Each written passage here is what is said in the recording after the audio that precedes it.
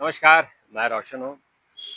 मित्रों, अभी खबर आई है कि बिहार के चुनाव में एनडीए के घटक दलों में आपस में सहमति नहीं बन पा रही है। बीजेपी ने अपनी पहली लिस्ट जारी कर दी है 71 कैंडिडेट की, लेकिन जो उपेंद्र कुशवाहा है, जीतन राम मांझी हैं, वो नाराज चल रहे हैं और यहाँ तक कि नीतीश कुमार भी नाराज हो गए।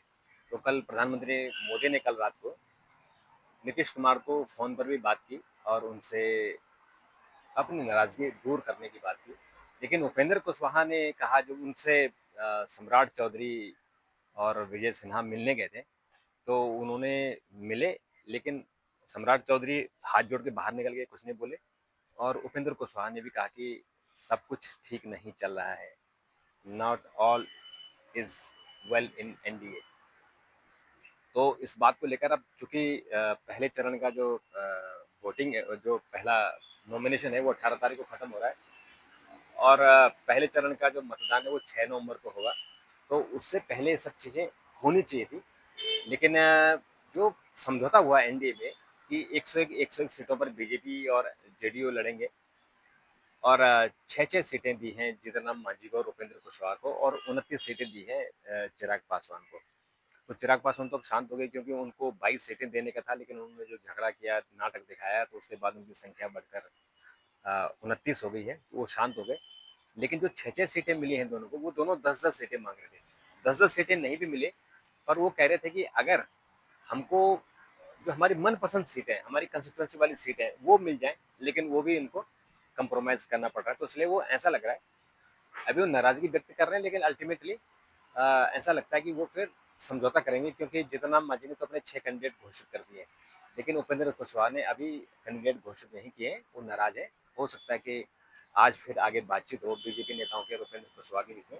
लेकिन आपको पता है कि उपेंद्र कुशवाहा की वैसे राजनीति में बहुत ज़्यादा पकड़ नहीं है और वो अपनी सीट भी हार गए और जब वो बीजेपी के साथ होते हैं तो जीतते हैं, अदरवाइज़ वो हार जाते हैं।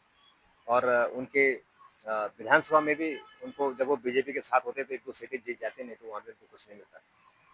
नीतीश कुमार की जो नाराज़गी है वो इसलिए है कि उनको जो जो 101 सीटें मिली हैं, वो कह रहे हैं कि पिछली बार मैंने 115 सीटों पर लड़ा था, तो बड़ी भाई की भूमिका मेरी होनी चाहिए, बीजेपी को कम सीटों में लड़ना चाहिए। जबकि पिछली बार 110 में से केवल वो 43 सीटें जीते थे और बीजेपी ने 105 सीटों पर चुनाव लड़ा था, 74 सीटें जीती थी। यानी जीत का जो डिफरेंस था बहुत ज़्यादा था। तो बीजेपी की ये सहृदयता थी कि उनको फिर भी सीएम बनाया और अभी भी कहा है कि हम अगला सीएम भी आप ही होंगे, तो आप चिंता मत करो। और फिर वो चुनाव लड़े, लेकिन इस बार भी मुझे नहीं लगता उनको तो 50 से ज़्यादा सीटें मिलने वाली हैं। सीटें बीजेपी को ही मिलेंगी। लेकिन ये नाराज़गी से थोड़ा जनता में जो हमारे वोटर हैं, उनमें एक गलत मैसेज आता है। तो उस मैसेज को दूर करने के लिए इनको आज एनडीए की फिर मीटिंग होगी, बीजेपी नेताओं की मीटिंग होगी। प्रधानमंत्री खुद इसमें एक्टिव हैं। आज प्रधानमंत्री पहली जो बूथ लेवल कार्यकर्ता हैं उनको संबोधित करेंगे। तो वो तो अपनी तैयारी पूरी कर रहे हैं, लेकिन ये जो एनडीए वाले जो नाटक कर रहे हैं, इनके नाटक भी दूर होगी, नहीं तो जनता में फिर गलत भ्रम जाएगा। अभी के लिए इतना। अगर आपके पास कोई सूचना हो तो ज़रूर हमें कमेंट कीजिएगा, हम उसका जवाब देने की कोशिश करेंगे। तब तक के लिए नमस्कार।